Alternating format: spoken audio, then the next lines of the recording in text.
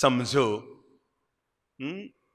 आप किन्हीं संतों के दर्शन करने के लिए गए संघ को लेकर, एक जगह पर तो आपको मंच पर बुलाया गया, माला भी पहनाई गई, साहब हमारे उस शहर के ये बहुत प्रमुख श्रावक आए हैं, हम इनका स्वागत सम्मान कर रहे हैं। पर जब आप अगले शहर में गए तो महाराज जी को ऐसा दिमाग में नहीं आया कि आपका मान सम्मान किया जाए, तो पिछले शहर में आपको मीठी यादें रह जाएगी और अगले शहर की आपको, अरे भाई इनके लिए तो वो तो ऑन द वे थे, महाराज साहब अपने उनके यहाँ गए, उन्होंने तो कितना सम्मान दिया, इनके लिए तो अपन स्पेशल 30 किलोमीटर चलकर अंदर आए तब भी कुछ भी ध्यान नहीं दिया।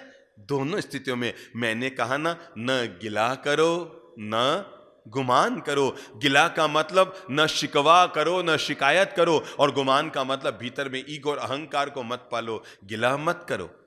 क्या आज मेरे साथ ऐसा क्यों हो गया, मेरा कोई नहीं है, मेरा कोई, न गिला न गुमान। जब जिसके साथ जो होना है तब वो उसके साथ हो रहा है, पर गिला और गुमान से जीवन में फिर मैं बता दूं, आप वही पा रहे हैं जो आपने बीज बोई है। देखो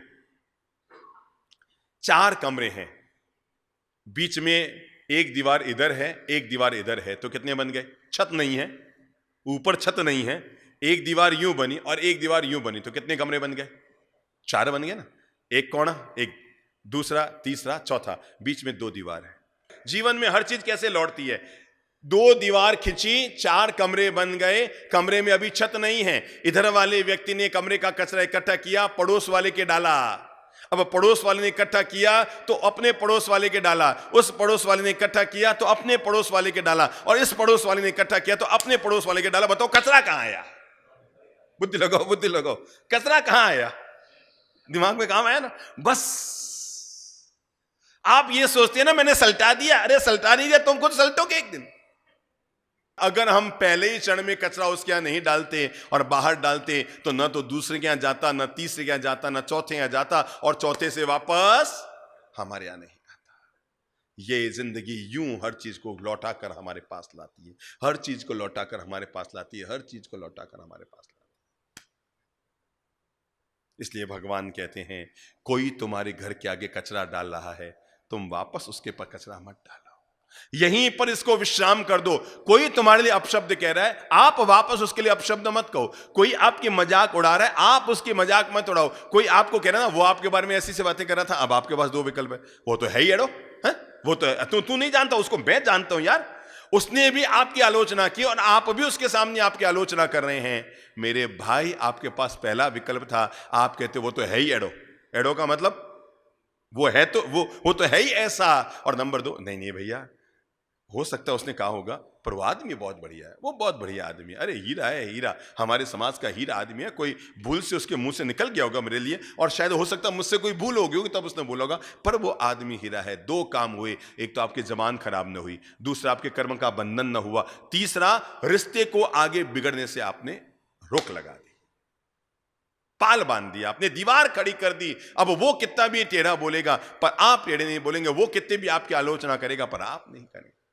आपके पास 2 विकल्प थे, उसने जो किया, आप चाहते तो ईंट का जवाब पत्थर से दे सकते थे, आपके पास 2 विकल्प है, ईंट का जवाब पत्थर से भी दे सकते हो और गुलाब के फूल से भी दे सकते हो, ठीक है। पर याद रखना, इतिहास उसका नहीं रचा जाता जो ईंट का जवाब पत्थर से देता है, इतिहास उसी का रचा जाता है जो ईंट का जवाब भी गुलाब के फूल से देता है। याद करो, भगवान श्री महावीर के जीवन के एक एक घटना को याद करो। जिस शूलपाणी यक्ष ने रात भर भगवान को संकट पर संकट दिए, भगवान ने वापस उसको सुबह क्या दिया? सम्यक्त्व प्रदान किया, है ना। जिसने इतनी भयंकर तकलीफें भगवान को दी कि वो पूरी रात उनके लिए कितनी मुश्किल से निकली होगी, पर भगवान ने वापस उनको सम्यक्त्व दिया, तभी तो वो भगवान बने। अगर उन्होंने तकलीफ दी और वापस वो भी, आप क्या समझते हैं जिस चरवाहे ने भगवान के कान में कीले ठोके, चाबुक मारना चाहा, क्या वो भगवान श्री महावीर से ताकत में ज्यादा था? क्या सोचते हैं आप? 0% भी नहीं। अरे वो तो राजकुमार थे, बलिष्ठ थे, अरे जिनके शरीर में यह शौर्य था कि अगर देव भी उनको कंधे पर बैठाकर विपरीत दिखाए, एक मुष्टि के प्रहार करने से देव को भी जमीन के अंदर धंसा सकते थे। आप उनकी ताकत को क्या चैलेंज करेंगे?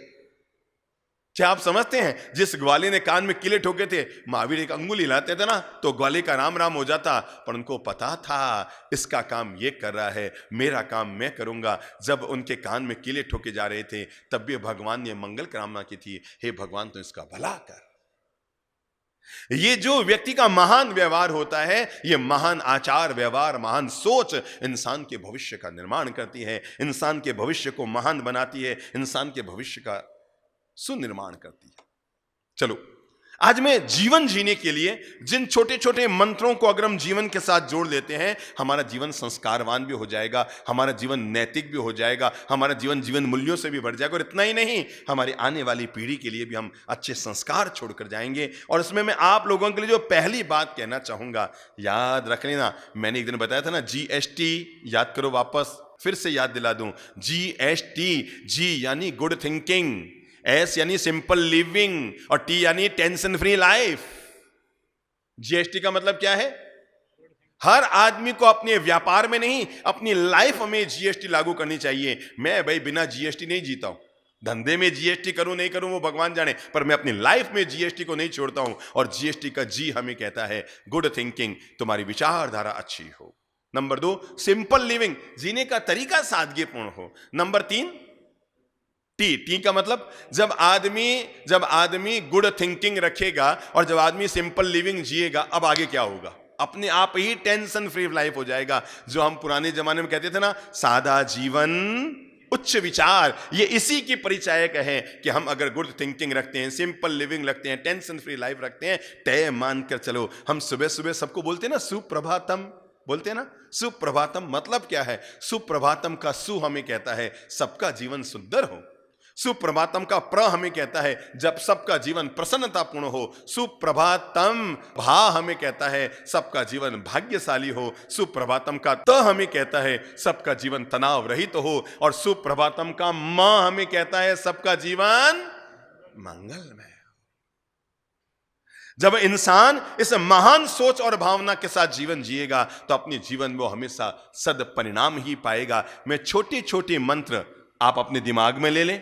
देश भर में जो लोग सुन रहे हैं वे अपनी डायरी में लिख सकते हैं, क्योंकि वे उनके भी काम के और बच्चों के भी काम के हैं, उनके पुत्र पुत्रियों के काम के हैं, बहुओं के काम के हैं। ये मैं वो मंत्र दे रहा हूं, वो घर के हर किसी इंसान के काम के हैं। और पहली बात जीवन के लिए कह रहा हूं वो है मन बना लो, मैं हमेशा सूर्योदय से पहले जगूंगा।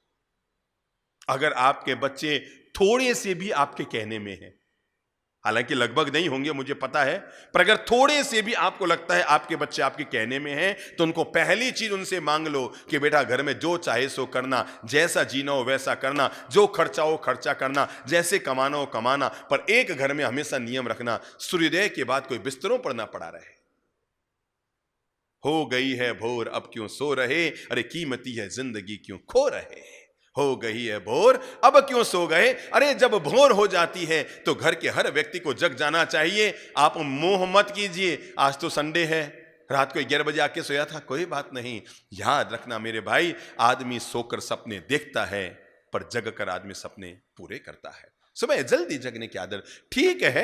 कोई हमारा व्यापार ऐसा है कि आपको 2-2 बजे तक जगना पड़ रहा हो और आपको उसके कारण सुबह लेट जगना पड़ रहा हो तो अलग बात है, लेकिन रोजमर्रा के इंसान की जिंदगी को, चाहे वो लड़का हो या लड़की, जो भी व्यक्ति अपने जीवन में अपना भाग्योदय करना चाहता है, जो भी व्यक्ति अपने जीवन को स्वस्थ जीवन का मालिक बनाना चाहता है, जो भी व्यक्ति अपने परिवार को स्वर्ग सरीखा देखना चाहता है, जो भी व्यक्ति अपने घर में मधुर और मिठास भरा माहौल देखना चाहता है, उस घर के हर सदस्य के लिए जरूरी है संडे हो या मंडे कभी ना रहो ठंडे, और हर हालत में भोर से पहले आदमी को जग जाना चाहिए। अब ये सोचना आज तो रविवार है, ठीक है, बच्चे सोए हुए हैं, याद रखना मोह करके आदमी बच्चों को बिगाड़ता है। अरे मेरे भाई, मोह में अंधा बनकर धृतराष्ट्र ने अपने बच्चों को बिगाड़ा ही था, सुधारा तो नहीं था। पहली घर में संस्कार हो सूर्योदय से पहले जगने का संस्कार। मैंने कहा ना, अगर आपके बच्चे थोड़े से आपके कहने में हों, और मैं बच्चों से कहना चाहूंगा अगर आप वास्तव में अपने भविष्य का निर्माण करना चाहते हैं, मेरे भाई एक बात बताओ, पुण्य का मतलब क्या है? क्या केवल पैसा है? मुझे एक बात बताओ, पुण्य का मतलब क्या है? एक आदमी बहुत पैसे वाला है, बहुत पैसे वाला है, अरबों की संपत्तियां हैं, बड़ी बड़ी जमीनें हैं, कोठियां हैं, कारें हैं, बंगले हैं। अब जरा एक बात बताओ, बच्चे उसके कहने में नहीं है। देखो, आप बताना, आपको देख लेगा भाई कितना पुण्य उदय है इन आदमी में है। आपको लगेगा जब वो रॉयल्स कार में से निकल कर आएगा और अप टू डेट बनकर निकल कर आएगा और 4 लोग उसके साथ निकल कर आएंगे और 2 चौकीदार 2 रखवाले उसके साथ में चल कर आएंगे, और तब उसको देख कर आपको लगेगा वाह क्या पुण्यवान है, और वो यूं फूला नहीं समाएगा है? वो फूला नहीं समाएगा। और वो अपने सौंदर्य पर मुझे एक बात बताओ, घर की उसकी स्थितियां बताऊं, बच्चे उसके कहने में नहीं है, वो 2 शब्द बच्चों को कह दे बच्चे सिर पे सवार है, शरीर उसका कहने में नहीं है, पत्नी उसके कहने में नहीं है, शरीर उसका साथ नहीं दे रहा है, परिवार उसको मान नहीं दे रहा है। अब बताओ, एक पैसे का पास में होना यह पुण्य का केवल 10% हिस्सा है। अब मैं बताऊं आपको पुण्य का उदय क्या क्या होता है। अगर आपके बच्चों में कोई गलत आदत नहीं है, गुटखा नहीं खाते हैं और कोई अटरम पटरम पीते नहीं है और सूंघते नहीं है और चखते नहीं है और खाते नहीं है, गलत जगह जाते नहीं है, आपके 20% पुण्य का उदय है ये, भले ही पैसा नहीं है। नंबर 2, आपकी धर्म पत्नी आपके कहने में है, आपके कहते ही घर में काम संपन्न हो जाते हैं, वो हो हल्ला गाली गलौज नहीं करती, वो आपके लिए अपशब्दों का प्रयोग नहीं करती, वो कभी आपके लिए थाने में जाके रिपोर्ट नहीं लिखाती, वो अपने पीहर में आपकी शिकायतें नहीं करती, आपके फिर 10% पुण्य का उदय है। नंबर 3, आपकी जो बहुएं घर में आई है वे बड़ी संस्कारशील आई है, आपस में झगड़ती नहीं है, एक दूसरे के लिए टिप्पणी करती नहीं है, सासू माँ की कभी आलोचना करती नहीं है, सासू माँ के लिए कभी नेगेटिव व्यवहार करती नहीं है। ये आपके घर का 10% और पुण्य का उदय है। समझ में आ रहे हैं ना। आपके जो पोते पोतियां हैं वे सब बड़े संस्कारशील जीवन को जी रहे हैं, उनके जीवन में कोई गलत आदत नहीं है, अरे वो खुद कमा रहे हैं तब भी वो नैतिक और पवित्रता के साथ जीवन जी रहे हैं। ये आपके घर का और 10% पुण्य का उदय है। और हाँ, समाज में आपकी बिल्कुल पॉजिटिव छवि है, आपका स्वभाव बड़ा शांत है, आप मिठास से बोलते हैं, धैर्य से बोलते हैं, विनम्रता से जीते हैं, शालीनता से जीते हैं, ये फिर आपके 10% पुण्य का उदय है। पैसा केवल 20% पुण्य का उदय है, लेकिन जीवन में सारी गतिविधियां साथ में होना यह प्रबल पुण्य का उदय है। आपके पुण्य का उदय है कि आपके पास पैसा है, पर उससे ज्यादा पुण्य का उदय है कि आपके बच्चे संस्कारी हैं, आपके बच्चे गलत राह पर नहीं जाते, आपके बच्चे शाम को गलत रास्ते पर नहीं जाते, वे गलत जगहों पर नहीं जाते। यह आपके प्रबल पुण्य का उदय है। पैसा होना पुण्य का उदय है, पर घर में अच्छा व्यवहार, अच्छा संस्कार, अच्छी बोलचाल, अच्छा मिठास, सबका प्रेम, सबका माधुर्य, घर को स्वर्ग, महंगी टाइलें, महंगे मकान, महंगे बाथरूम, महंगी व्यवस्थाएं, महंगा फर्नीचर, ये सब घर को सजाते हैं पर घर के पुण्य का उदय नहीं करते। इसलिए घर में जो हम सभी लोगों को पहली चीज लागू करनी चाहिए, और वो है आज से ही अपने घर में बच्चों को समझाना शुरू कर दो, बेटा तेरी इच्छा हो तो रात को 9 बजे सो और रात को 11 बजे सो, पर तू अगर मेरे प्रेम का पात्र बनना चाहता है, क्या तो मेरी दुआएं जीवन में पाना चाहता है, तो आज से पहला संकल्प ले, मैं भोर होते होते जग जाऊंगा। और जगने के बाद दूसरा काम जरूर कीजिए, अपनी जिंदगी में आदत रखिए, और वह है घर के बड़े बुजुर्गों को प्रणाम करने की आदत। ये बहुत अच्छी चीज है।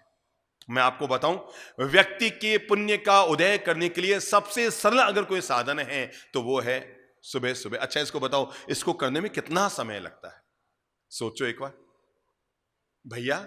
हाँ, 2 नंबर कुर्सी पर बैठे ना, खड़े होइए। अभी समझो मैं आपको बोलता हूं इनको प्रणाम कीजिए, मैं घड़ी हाथ में ले रहा हूं, ठीक है ना। आप इनको पांव झुक के प्रणाम कीजिए, तो पूरे झुक के प्रणाम कीजिए, पूरे घुटने टिका दीजिए, हाँ ऐसे पूरा माथा नमा दीजिए। नहीं नहीं नहीं नहीं, 7 सेकंड में हो गए तुम, 8वें सेकंड में तो आप वापस बैठे हो गए। इससे बड़ा कोई धर्म का काम, पुण्य का काम, सम्मान का काम, सेवा का काम, ईश्वर के प्रति अनुरक्ति का काम क्या हो सकता है कि आपने 7 सेकंड, कितना? अच्छा बताओ, क्या ऐसा करने के लिए आपको ड्रेस चेंज करनी पड़ी? नहीं। ऐसा करने के लिए आपको कुछ नहाना धोना पड़ा? नहीं। ऐसा करने के लिए आपको कोई खर्चा करना पड़ा? नहीं। ऐसा करने के लिए जेब ढीली करनी पड़ी? नहीं, कुछ भी नहीं करना पड़ा। पर आपको पता है, एक 80 साल का बूढ़ा आदमी, उसकी अंगुलियां इतनी ढीली होती आती है, 90 साल का बूढ़े दादाजी लोटा तो अपने हाथ से नहीं उठा सकते, पर उनके हाथ अगर आपके माथे पर आ जाए ना तो आपके भाग्य तो संवार ही सकते हैं। 90 साल के दादाजी, आपके अगर दादा हैं, वो एक दिन ये भी बूढ़े हो जाएंगे, कभी ये लोटा भी नहीं उठा पाएंगे, ऐसे उठाएंगे, लोटा ऐसे से हिलेगा, लोटा ऐसे से हिलेगा, उठाएंगे तो है ना। 90 साल के दादाजी यूं लोटा उठाएंगे। पर मैं आपको कैसे बताऊं, ये कांपते हाथ, ये हिलते हाथ अगर दुआएं बनकर, आशीर्वाद बनकर हमारे सिर पर आ जाए तो हमारे भाग्य को संवारने में बड़ी भूमिका अदा करते हैं। अगर आपको लगता है नवग्रह खराब, शनि की दशा भारी और राहु केतु भारी और नवग्रह आपके अनुकूल नहीं और आपके भाग्य आपका साथ देते नहीं, धंधे में हाथ चलता नहीं, पति पत्नी में प्रेम नहीं, बच्चे आपके कहना मानता नहीं और आपका व्यापार चलता नहीं, सारे दोषों को मिटाने का एक उपाय, बोलेंगे क्या? घर के बड़े बुजुर्गों को प्रणाम कर लो। अच्छा एक बात बताओ, आप जैसे इनको प्रणाम करेंगे ये आपको वापस क्या कहेंगे? भाग जा। क्या कहेंगे? सोचो सोचो सोचो, क्या करेंगे? मेरे भाई, पत्नी अगर एक बार तलाक लेकर पीहर चली जाए ना, वापस आपकी टांग टूट जाए तब भी वो मिलने नहीं आएगी। पर आप मां से अलग होकर अपना घर बसा ले और आपका सिर दुखने लग जाए ना, तो भी वो दौड़ी दौड़ी आपके घर पे आ जाएगी, है ना। तो आप रोज अभी जैसा प्रणाम किया वैसे रोज करते हैं? चलो तो आज हाथ जोड़ो। आपको यहां आके अच्छा लग रहा है ना? बहुत अच्छा लग रहा है ना? ये कल पता लगेगा अगर आप कल मिलेंगे यहां पर। तो आज से नियम लो, मैं रोज सुबह, जोर से बोलिए, मैं रोज सुबह आदरणीय पिताश्री, मम्मी जी हैं, खान है, जाइए पास में जाइए, दूर से घुटने टिकाइए। हाँ, पूरा घबराते नहीं। जो माँ बाप के सामने घुटने टिका देता उसको जीवन में कभी घुटने नहीं टिकाने पड़ते, ठीक है ना। आज से आदरणीय मम्मी पापा को क्या करेंगे? घुटने टिका के। मैं सच कहता हूं, अगर 9 महीने में आपको न लग जाए कि आपकी किस्मत संवर गई तो आप मुझसे आके कहना। या तो जीवन में किसी की दुआएं काम नहीं करती, और अगर करती है तो सबसे पहले आदमी के, बोलो किसकी? माँ बाप की दुआएं काम करती है, क्योंकि उनकी बदौलत जीवन मिला है। ये पूरा शरीर में खून उनका दिया हुआ है, पाल पोस के बड़ा उन्होंने किया है। आज आप 6 फीट के हैं, जब दुनिया में आए थे तो 1 फीट के थे। ये 1 से 6 फीट तक बनाने की जवाबदारी माता और पिता ने की है। इसलिए जीवन भर याद रखना, माँ की ममता को और पिता की क्षमता को कभी चैलेंज नहीं देना चाहिए। कौन कौन सी चीज? किसकी? मां की ममता और पिता की क्षमता। क्योंकि आज जो कुछ आपकी औकात है, इस औकात को बनाने में ईश्वर के बाद, मैंने बाद का, हकीकत में तो ईश्वर के बराबर अगर किसी का हाथ है तो आपके मां बाप का ही हाथ है। थैंक यू सो मच विराज जी। तो आपको पता है, आपने दोनों को प्रणाम किया तो कितने सेकंड लगे? साथ साथ कितने हुए? 15। ये 15 सेकंड का प्रणाम आपके 15 साल के भाग्य को सुधार देगा। मैंने पहला अनुरोध किया, घर में पहली आदत डाल लो, और वो क्या है? मुझसे बोल लो, सुबह जल्दी जगने की आदत और माता पिता को प्रणाम करने की आदत। नंबर 2, अपने जीवन में जो दूसरा संस्कार जोड़ना चाहिए वो है घर के छोटे मोटे काम में सहयोग जरूर कीजिए। आदत डाल लो आज से। हम 100 पीस बनकर घर में नहीं रहेंगे कि हम केवल कमा कमा के आ गए, आज रविवार है हम तो बस आराम करेंगे, केवल धर्मपत्नी, केवल बहन, केवल मां काम करे। नहीं बाबा ना, सबके साथ अपनी हिस्सेदारी अदा कीजिए। अपने आप को भी श्रम से जोड़िए, अपने आप को भी कर्मयोग से जोड़िए, अपने आप को भी छोटी मोटी भूमिकाएं जरूर अदा कीजिए। आप जिस घर में रह रहे हैं, घर के काम काज में छोटा मोटा अपना सहयोग जरूर कीजिए। नंबर 3 जो मैं आपको अनुरोध करना चाहूंगा, इस दुनिया में रहने वाले हर भाई बहन को अनुरोध करना चाहूंगा, वो तीसरी हमारी अनिवार्यता है, वो है सभी लोग मर्यादित वस्त्र पहनिए। दुनिया में कोई चेहरा तब सुंदर नहीं लगता जब वो कम कपड़े पहनता है, चेहरा तब सुंदर लगता है जब वो मर्यादित कपड़े पहनता है। हमें जरूरी है हमारी वेशभूषा शालीन हो, हमारे वस्त्र मर्यादित हो। मर्यादित वेशभूषा में इंसान जितना सुंदर लगेगा ना, दुनिया के किसी भी वस्त्रों में इंसान सुंदर नहीं लग सकता। इसलिए घर में अपने बच्चों को भी इस बात का बोध दो, बेटा हम हमेशा शालीनता के कपड़े पहने, सभ्य कपड़े पहने। ऐसे वस्त्र, ऐसी ड्रेस, ऐसे कपड़े, ऐसी पोशाक हमें पहननी चाहिए जो पोशाक हमारी शालीनता को और दर्शाती हो, हमारी कुलीनता को दर्शाती हो। इसलिए नंबर 3 मैंने बात कही, जब भी कपड़े पहने मर्यादित वस्त्र पहनिए। शब्द याद लीजिए, कौन से वस्त्र? ये वाली कंपनी की हो कि वो वाली कंपनी की हो कि वो वाले मिल की हो, किसी भी मिल के पहनो, उन कपड़ों पर पहली मोहर होनी चाहिए। कौन सी? कौन सी मोहर? आजकल कई कंपनियों के आते हैं ना, जींस कई तरह के आते हैं, कई तरह के आते हैं। किसी भी कंपनी के पहनो, पर हमारी मोहर ये हो, हम जब भी पहनेंगे क्या मर्यादित वस्त्र पहनेंगे। मैं जानता हूं पूना में एक महानुभाव है, जब भी बड़े अमीर महानुभाव हैं, मतलब उन्होंने अपने बच्चों को इतनी सुविधाएं दे रखी है कि अगर 2 लाख की कोई चीज लेनी हो तो पापा के कान में डालो तो भी ठीक, नहीं डालो तो भी ठीक, पर उन्होंने अपनी बेटी को एक बात की सीख दी है, बेटा कपड़े जब भी खरीदने जाओ मुझे जरूर साथ ले जाना,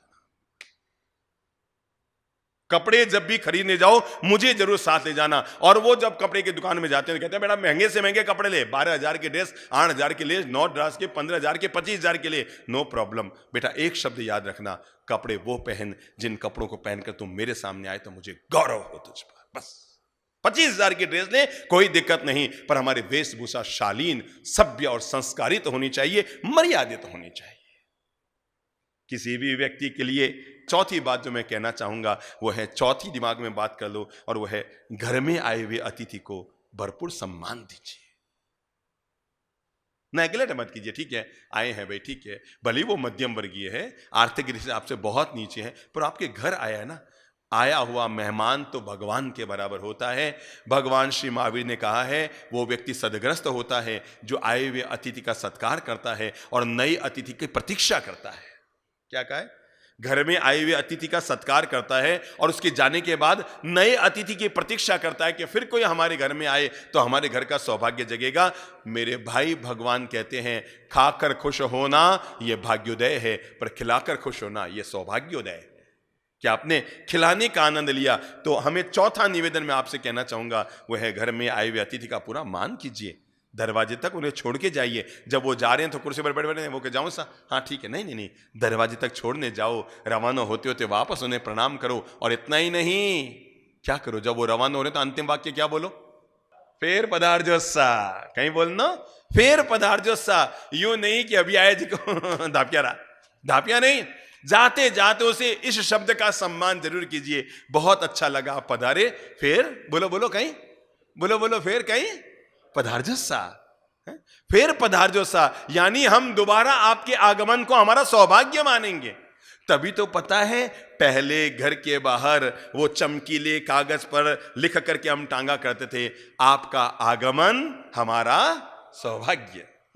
हम लिख कर टांगा करते थे ना, वो तोरण के जैसा एक कपड़ा आता था, चमकीला कपड़ा, और डोरी से दोनों तरफ बांध करके हम गेट पे लटकाया करते थे। मुझे बचपन में याद है, और उस पर लिखा रहता था आपका आगमन हमारा सौभाग्य। और जब वो जाए ना तब भी उसे कहिए साहब दोबारा पधारजो सा, घणो आनंद आयो, आप हमारे घर पधारियो। मेरे भाई, घर पे आए हुए मेहमान को इतनी खुशियां देकर अपने यहाँ से रवाना करो कि वो बाहर निकलने के बाद हमारे लिए दुआएं जरूर करे। अरे साहब आनंद आया, उनके घर पर गए, अरे साहब दाल रोटी भी खिलाई, पर क्या तबीयत से खिलाई, बाहर मिठाइयां खिलाने के बजाय।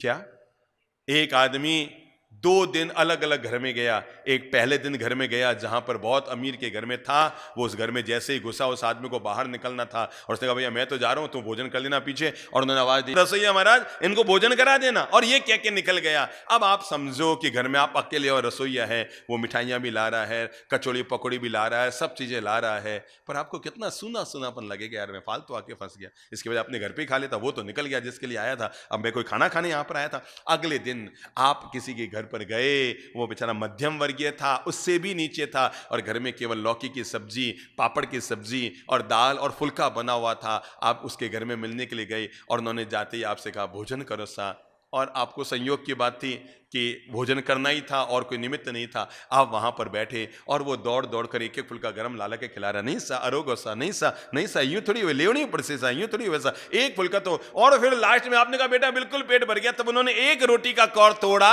और वो कम भीगी वाली दाल में और वो रोटी का टुकड़ा डालकर आपके मुंह में कौर दिया। मुझे इतना सा बताओ, आपको वो 8 मिठाइयों वाला महाराज का भोजन याद रहेगा या ये मुंह में दिया हुआ रोटी सब्जी दाल चावल का कौर याद रहे?